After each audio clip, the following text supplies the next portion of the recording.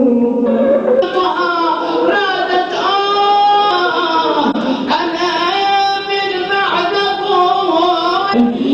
إصرار سيدتي أبويا بس ما غبي يا وليلين قلت ليش عندك جايلين وكل يوم قلبي مروعين. عادت سيدة النساء إلى دارها وهي قد واجهت تلك المصائب على فراشها. نشوف ذاك البيت اللي كله يتام. إن حديث الباب ذو شجون مما جنت به يد الخلون.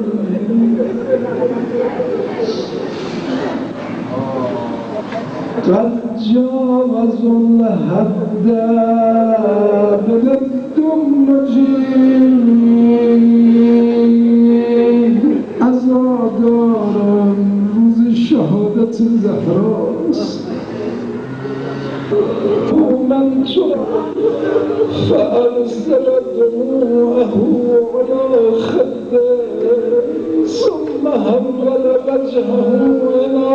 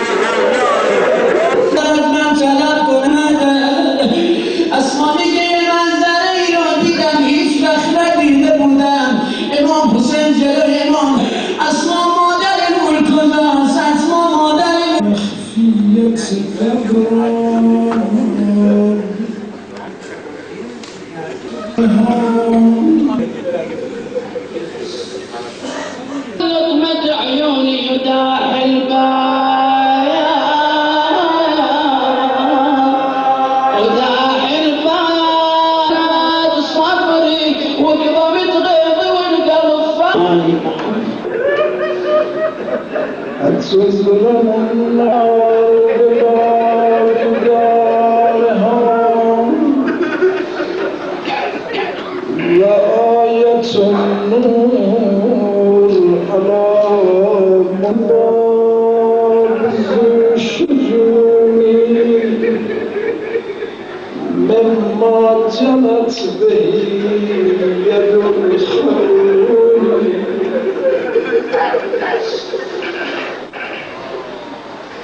قد جاوزوا الحد بالمسلم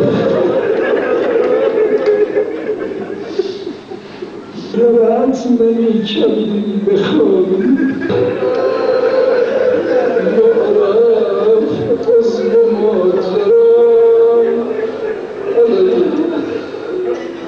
صل الباقي كمثل الدمجين. امروز روز سوم جمادی الثانی است. امروز روزی است که روایت علی بصری را شنیدیم. امام صادق فرمود ماتت و حین ماتت و انه فی عزیزها باقی شاید سلم دولجی و فاطمه سهامت کرده از مولا عزیزان جواب بدید انشالله مدینه از شیطان درزار بسیری جواب و فاطمه راه ادالت بی بی زهرات نیازان لداغ پیمبر مرگ تشد لداغ پیمبر از شروعیت میلو شد زر بسیری شد زر عزیزان جواب بدید انشالله مدینه از شروعیت میلو شد زر بسیری پیمبر مرگ تشد لداغ پیمبر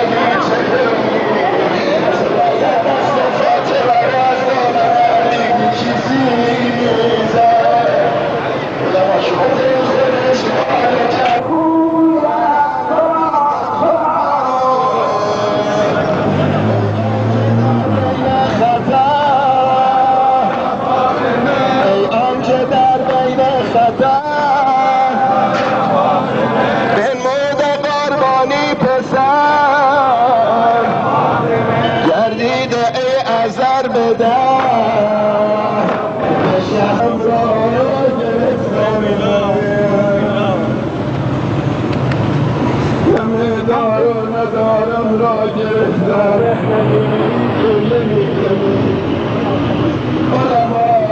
شاگردان امام زمان شمال مرزاد حبیل و پامر کردن وقتی خاتمان